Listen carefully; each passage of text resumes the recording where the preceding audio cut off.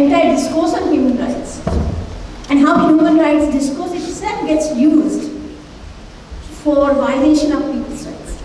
And what's happening in third world countries, what's happening in Asian countries, I think this is a very important segment of our entire discourse. So Achin,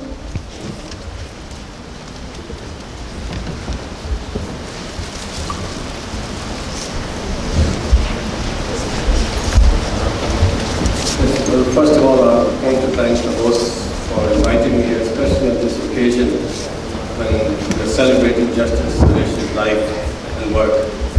And Justice Suresh has, of course, been a man of great integrity and great courage, and has done honor not only to the legal profession, but outside of it as well. I wish that the former Prime Minister of Britain, Winston Churchill, had met people like Justice Suresh in the legal profession. It might have helped to change his mind. There's the famous story about Winston Churchill going to a funeral, and the priest is giving a peroration, and the priest says, "Here lies a great lawyer and a gentleman." And Winston Churchill murmurs, "What? Two bodies in one grave?" My topic is supposed to be the question of the global war on terror, which I've called a fraudulent discourse. And the global war on terror is a term and a discourse that has been promoted, particularly after 9/11 by the United States of America, as part of its larger informal empire project. It's a discourse that is deeply hypocritical, dishonest, and in fact, in the name of this, all kinds of violations of human rights and terrible atrocities have taken place.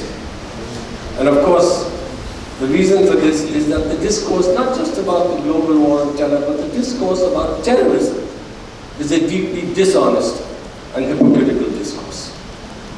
And here too is something that we have to be really concerned about. People, in the name of this discourse, do terrible things. In the name of fighting terrorism, do terrible things. The reason for this does not simply have to do with the fact that people have bad intentions.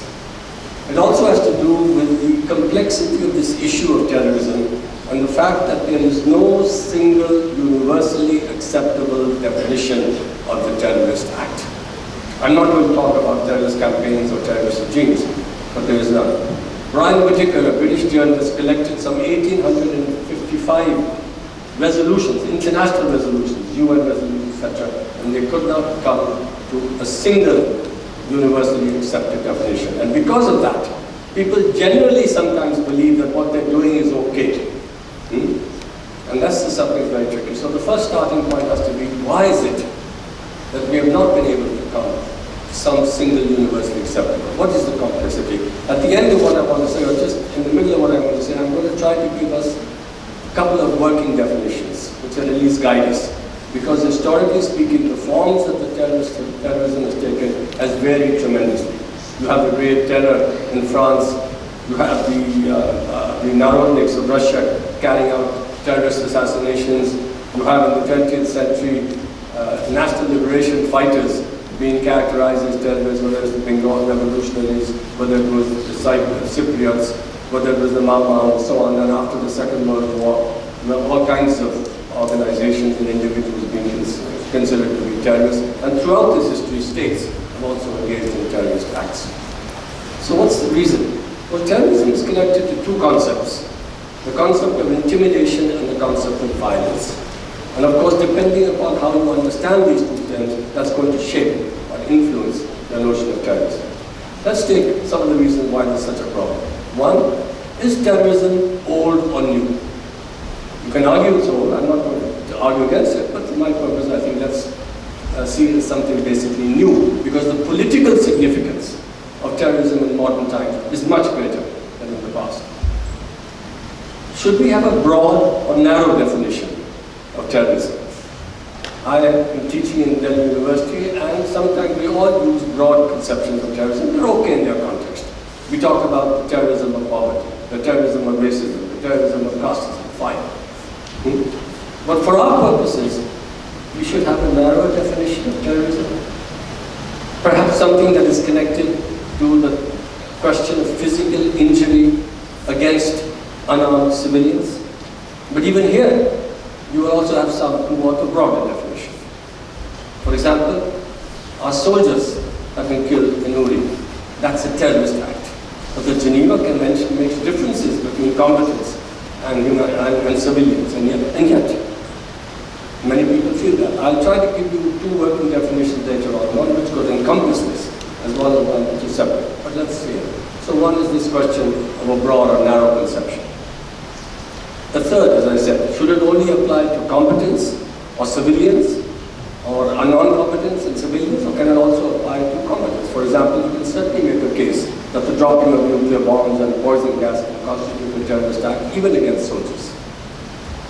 Historically, we've had developments with regard to what we consider humanitarian principles, even in the conduct of a just war. There must be just means used in the conduct of a just war. So you can take that. A fourth, very, very, very important. Do we have an objective definition of terrorism, or do we have a subjective definition?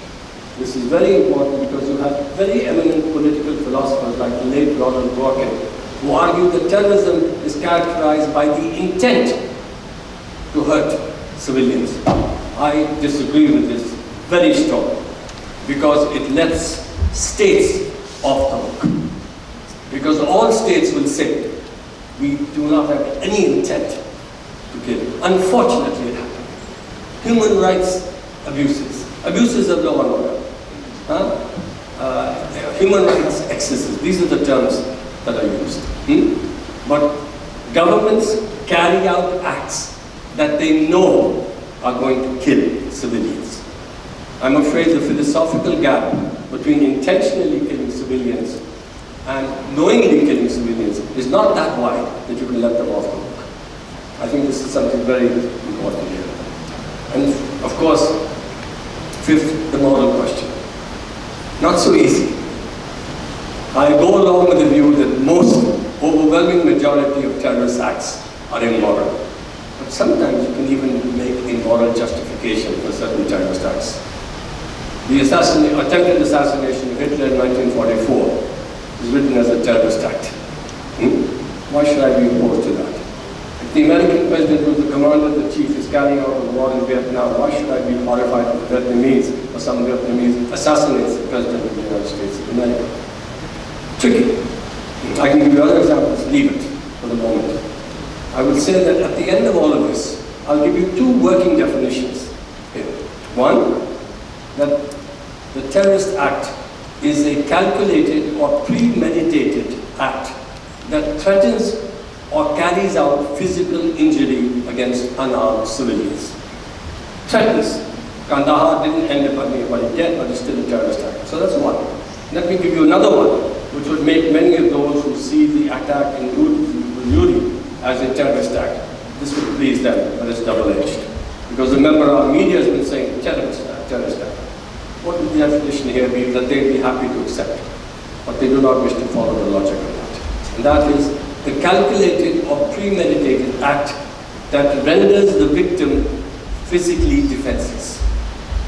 That physical defenselessness can come either from a surprise attack outside of a battle or war zone. There's no war going on between India and Pakistan. There's no battle. But if you take this, you can say that's a surprise attack, that's there. Or it can be physically defenseless because of the nature of the target chosen, civilians. Or it can be because of the nature of the weapons chosen, poison gas, nuclear weapons. And there's a fourth category, which I won't go into, about disproportionality of force, the question of reasonable violence, right? Now, many would say, yes, we like this definition because it means that Uri is a terrorist attack. But this is double-edged. Because what happened afterwards, in terms of the Indian government attacking not just the Jaish-e-Mohammed, but any number of people in a way that is also a terrorist by that definition. You then may want to argue that that's moral or not.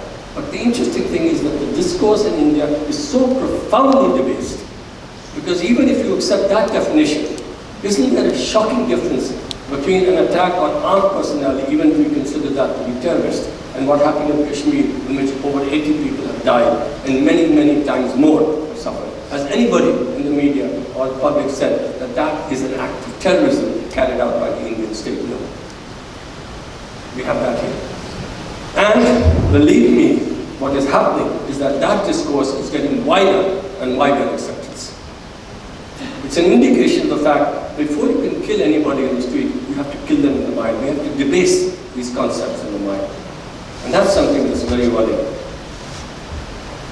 Please do not see terrorism as a reference to a category of persons, which is the way it's used all the time. It should be understood as a reference to an act, a method, a technique, a tactic. And precisely because it is a method, an act, a technique, a tactic, there are three kinds of agencies that carry out terrorist acts. The individual, groups, and larger collectivities, including the apparatuses of the state. Now, when we talk about state terrorism, which is the terrorism of the strong, as compared to non-state terrorism, which is in fact the terrorism of the weak, which does not mean that you make a moral distinction. You oppose them both, right? But what's the difference here between state and non-state terrorist acts? First of all, when we talk about state terrorists, remember that there has to be a distinction between state-sponsored terrorism, state-directed terrorism, and state-executed terrorism. What you could say about Puri, if you consider it to be a terrorist act, is that it is state-sponsored, but that leaves a certain autonomy for them, right? State-directed, the CIA has directed people in civil society to attempt assassinations 14 times against Castro, or do something like that. That's state-directed. Was Uri a state-directed? Possibly, but unlikely. It doesn't seem to me to make sense for the section of the Pakistan establishment which is very anti-Indian, the ISI or whatever, in the wake of what was happening in Kashmir, so the focus was there to certainly attempt to divert it because this was played out. But it might. But it's not state-executed. What is the uproar that we have in India today? Pakistan is a terrorist state. By the way, state-sponsored, state-directed, and state-executed happens within countries, including within this country. And you have had government personnel which have carried out. We have a prime minister who has command responsibility for one of the greatest programs and one of the most terrible programs since independent India. So that happens internally. But this point about terrorism, Pakistan's a terrorist act, which country or which two countries have the worst record with regard to the export of terrorism, state-executed terrorism? The United States of America and Israel. Isn't it interesting that even those who are somewhat liberal on the public media, like Rajdip Sardesai and others, they say, let's learn from Israel. It's extraordinary.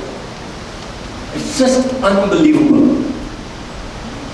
In my adult lifetime, there were 2 or 3 issues which were so clear-cut that they were a test of your basic humanity as to which side you took.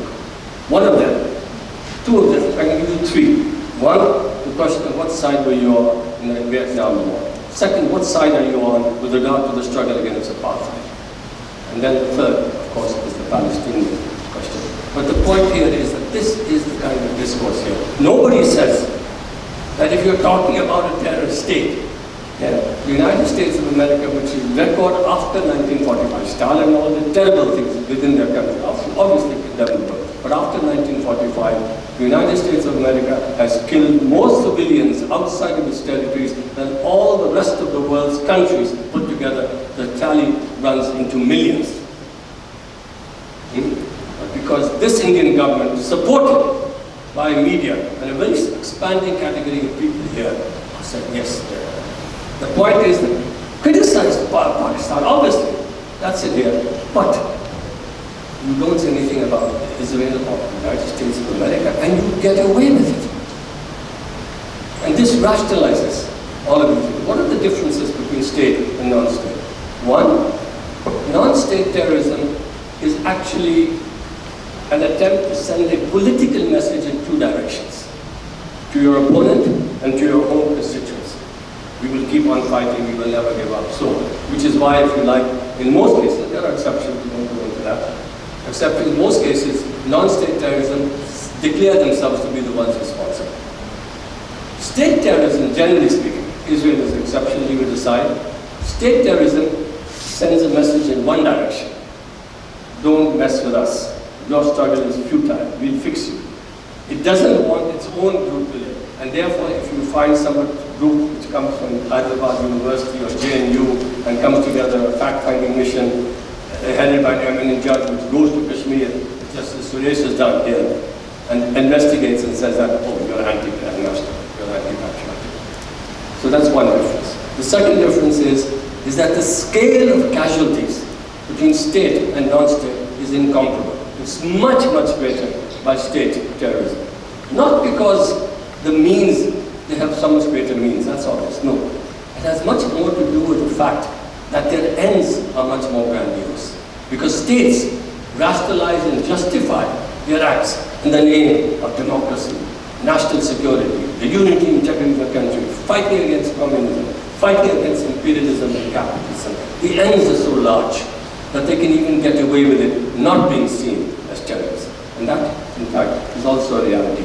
But the other reason why the scale is much greater is because the nature of the relationship between non-state and state is an asymmetric one, of asymmetric warfare. What does that mean? You hear it all the time on radio, on TV. What it means is that the non-state actor knows that it cannot militarily finish off the other side. Its purpose is fundamentally political. It's a politics on the cheap. The political impact is much greater than the actual material damage or weakening that it does to the country this way. The other way around, however, is that states can believe that they can militarily finish off the other side, which means that the scale of casualties is so much greater. So, for example, the United States of America, after 9/11, can attack Afghanistan and kill tens of thousands. Or in Iraq, in which the numbers range from 600,000 to 1.5 million, depending on what you read here. Because they can believe militarily that they can actually do that. A third difference, is that non-state terrorism seems to be random. It can happen in Sarojinagar in Delhi, it can happen in Mumbai, like it did. It can happen here, it can affect you and me. We get worried. But state terrorism is far away. It's in the northeast. It's in Kashmir, it's in Iraq, it's in Xinjiang, the Chinese, by the Russians, it's in Chechnya. It's far away. We don't feel that. But actually it's not that dependent. It's related to political struggles and political context, Kashmir or the LTT issue and so on. And fourth, in the case of non-state terrorism, we can appeal to somebody to do something. We appeal to our government, please do something about it. Who do you appeal to when the states do it? This becomes a huge problem. The reason why the United States take it here is so important. I think, as I said, let's understand one thing here also, is that when you hear people like Donald Rumsfeld or people on Indian television who say terrorism is terrorism, terrorism is an ideology of terrorists, be very careful, don't fall for it. Terrorism is not an ideology. Terrorism or the terrorist act comes with an ideology, a set of beliefs. That set of beliefs attempts to inspire and justify. That set of ideology can be religious or secular. But when it is religious or secular, in the name of Islam, in the name of Hinduism, in the name of Sikhism, in the name of Christianity, in the name of Buddhism, yes, in Sri Lanka and elsewhere, you will always find people who will also oppose it in the name of Islam, Christianity, terrorism, Hinduism, and so on. Right? And you can also find people who say, in the name of national interest and national security, what you're doing is wrong. But what do you do when you call it a war on global terror? What you're doing then is that you are militarizing the attempt to resolve this problem. You are militarizing the attempt at solution. And what's going to happen then is that you're going to justify one act of violence or acts of terrorism in the name of fighting other terrorism, which is exactly what's happening. The United States did two things within 24 hours after 9/11. One, they said, we are engaged in a war against global terror, global war against terror. They did not say that what happened in 9/11 is an international crime against humanity. The Indian government does not say that what happened in Uri is an illegal and criminal act, which it was. Because if you say it's an illegal and criminal act, it means you go after the criminals. If you say it's an act of war, etc., then what are you doing? You are saying we are engaged in a war, and therefore we must have the freedom and flexibility to do whatever we need to do to win this war, which means we don't have to wait for another attack. We can preemptively do this, like Second World War, this, that, etc.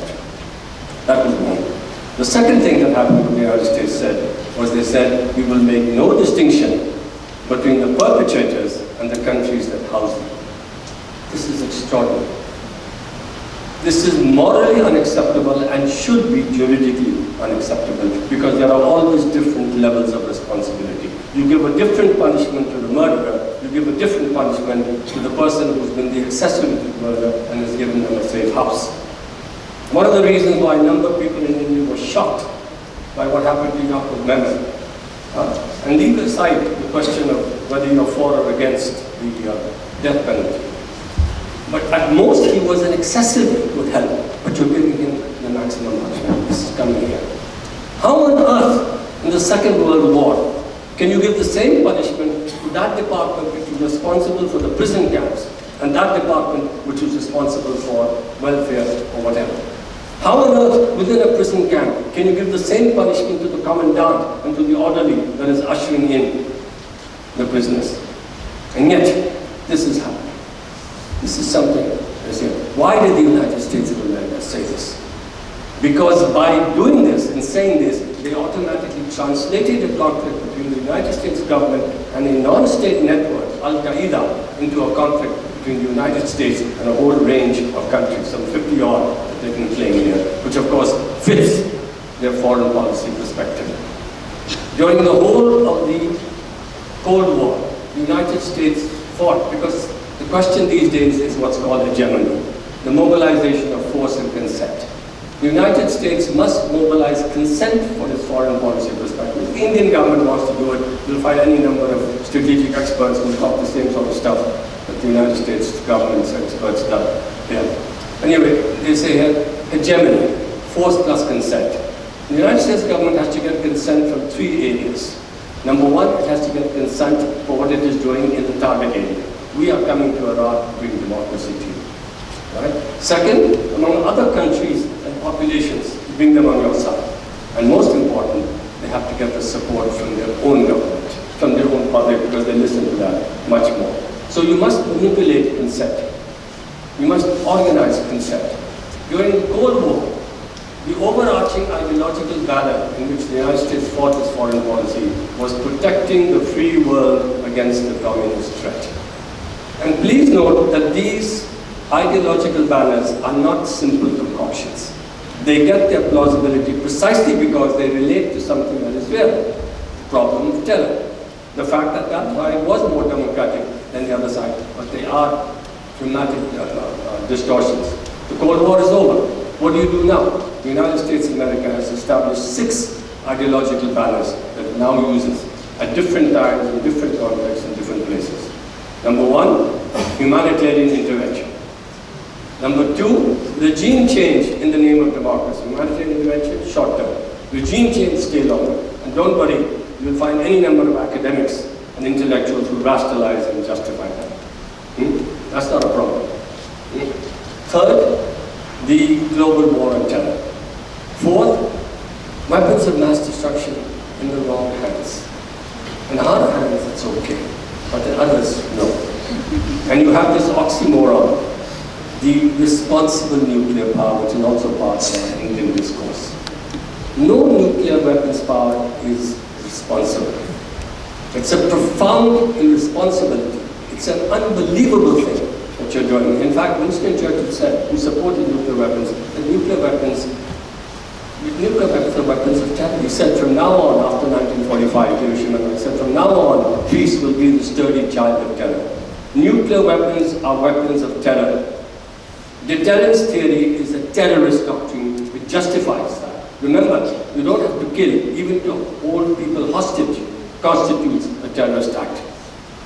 It's a fundamental violation of any understanding of humanity that you have the right to hold populations hostage, and yet that's it.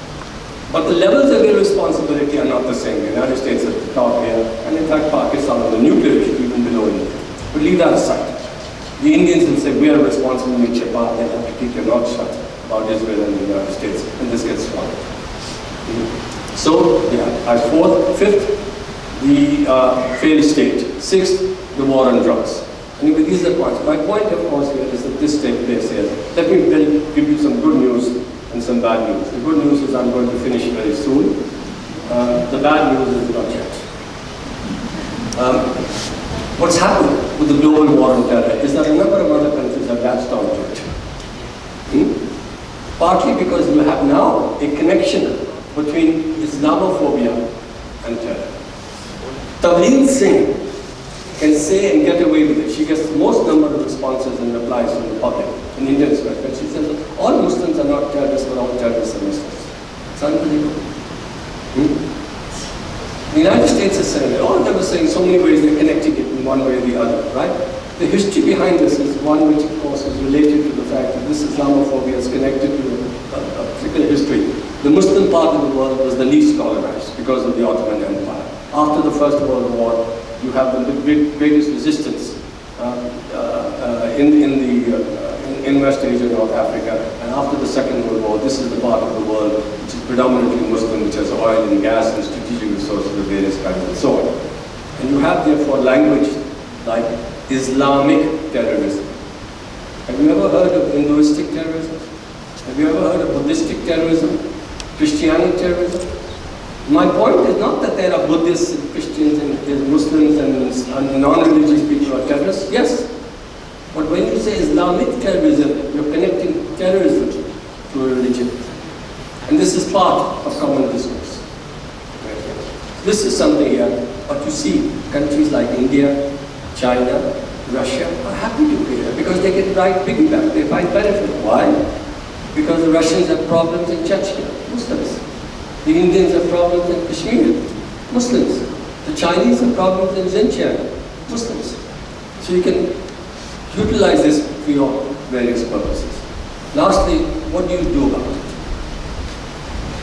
There are no shortcuts. First, I believe it is vitally important to remain universal and impartial in your opposition to terrorist acts. You have to be universal and impartial for moral reasons, no double standards, for political reasons. Because if you simply condemn one side and you don't, then what's going to happen, of course, is that the other side is going to feel extremely bitter that people do not recognize the injustices that are done to us. We have to do something. It's a kind of political feedback relationship between the two.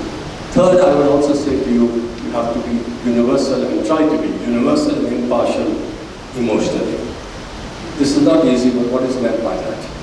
If you have an attack in Mumbai, like we had here, or you have an attack in New York, or you have an attack, the Holocaust, or whatever, people say, never again. It's a sentiment that must be deeply respected. But you can say never again in two ways. You can either say never again to my people, or you can say never again to any people. If you say never again to my people, you will help build an emotional reservoir for your government to do it to other people. And I think this is something that is also extremely important. Apart from that, as I said, no shortcuts. The way in which we tackle non-state terrorism and state terrorism have to be different. And it's going to be around. Non-state terrorism, basically the question of surveillance and information gathering. That's crucial. But do not allow that necessity to move in the direction of violating and fundamentally democratic rights. In fact, non-state terrorism is the terrorism of the weak. You had editorials in India when there was the attack in Bombay that this is the greatest threat to Indian democracy. No, it isn't. This is the greatest threat to US democracy. No. For all the problems of Indian democracy, there are many, it's more stronger and stable than that. In fact, the greater danger to democracy is the responses of the government in the name of fighting that, the Patriot Act. AFSPA. This thing here. Today, what we're having in the name of fighting terrorism is the emergence of a surveillance state. More and more. With even less safeguards, which are bad enough there, and inadequate enough in the advanced democracies here, but you're having that in the name of that. And those are fundamentally more dangerous in many respects over here. So, the question of state terrorism, what do you do? All I can suggest is that at least we try to strengthen and push for stronger laws and membership of countries in certain international laws. For example, there is the International Convention on against torture and inhuman and degrading treatment, cruel and inhuman and degrading treatment. Among the countries that do not members of do not come under it, not forced, is the United States, Israel, China, Pakistan, and one other country. Oh yes, India. You have the International Criminal Court, which is much better than the World Court, because you don't even have to be a member of it, but you can still be indicted by it if you have a country that's there. And of course, it also means they don't have on terrorism, but they have against crime against humanity. And at least, even though they do not have the capacity to carry out punitive action, there is a political, symbolic impact if the United States of America, India, or some other country, or Pakistan. And which are the countries that are not part of the ICC? The United States, among the countries, the United States, Israel, Pakistan, China. We are a wonderful country. It's extraordinary here.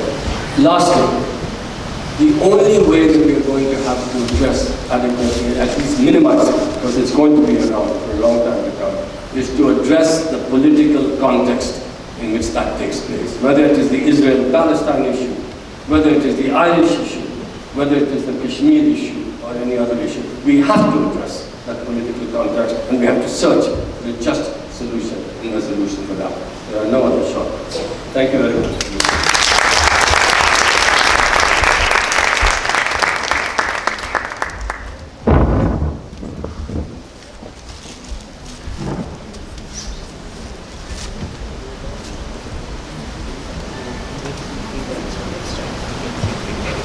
It has been a hugely stimulating and invigorating meeting.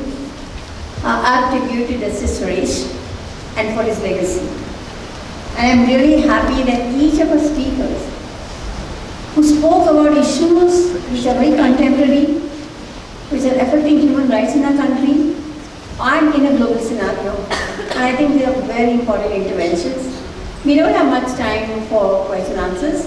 But before that, I would still ask Justice Bannerman to say a few words, because so many things have been said about human rights, commissions, what commissions can do, what commissions do not do.